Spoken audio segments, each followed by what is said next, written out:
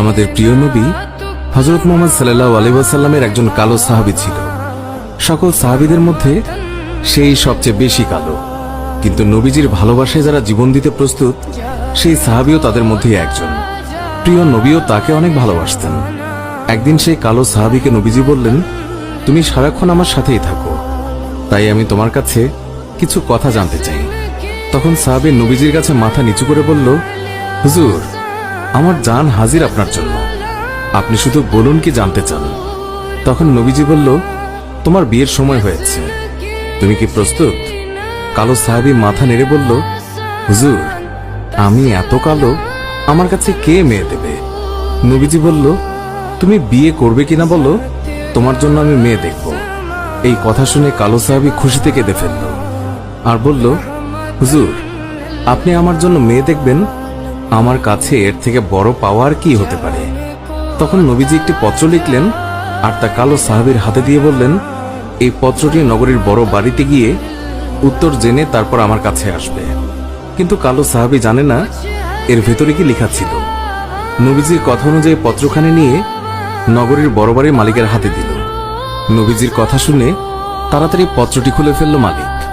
তার মধ্যে লেখা আছে, আসসালামু আলাইকুম, আমি মুহাম্মদুর রাসূলুল্লাহ সাল্লাল্লাহু আলাইহি ওয়াসাল্লাম আপনার কাছে আমার কালো সাহাবীর জন্য আপনার মেয়ের বিয়ের প্রস্তাব করলাম।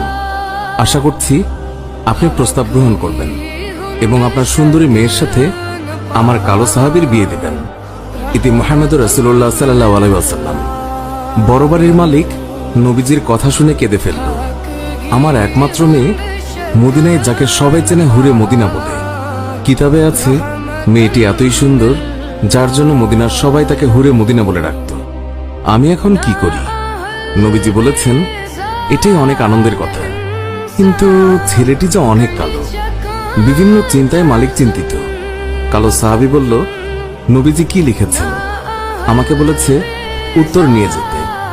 মালিক বললেন, নবীজি বলেছেন তোমার সাথে আমার মেয়েকে বিয়ে দেওয়ার জন্য। তখন মালিক সাহাবীকে বললেন, বাবা, তুমি এখন যাও, নবীজিকে গিয়ে বলবে আমার মেয়ের সাথে পরামর্শ করে উত্তর পাঠিয়ে দেব। তখন নবীজির কালো সাহাবী মন খারাপ করে ফিরে যাচ্ছিল।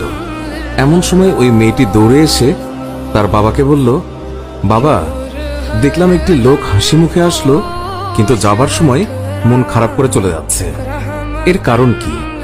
বাবা মেয়ের কাছে সব খুলে বলল। কথাটি শুনে মেয়েটি খুশিতে আত্মহারা হয়ে বলল, বাবা, কি বলছেন? নবীজি পত্র লিখেছেন আমার বিয়ের জন্য, আর আপনি ফিরিয়ে দিলেন? বাবা ওই সাহাবী নবীজির কাছে পৌঁছানোর আগেই তাকে